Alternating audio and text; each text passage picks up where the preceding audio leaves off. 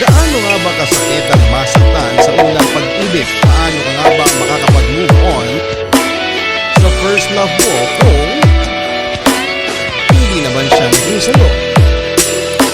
Paano pa kaya tatanggapin ng puso ko mula nang sa'kin ay sabihin mong di na ako ang siyang nilalamat, tinitibok ng puso mo.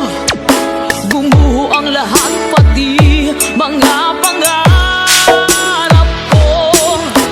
Umasa ng anong tagal dahil akala ko ako na ang lahat-lahat para sa tulad mo. Malilimutan ko pa ba ang bighating ito na yung tuluyan na ika'y wala sa piling? Basta taga Montilla, Jopira,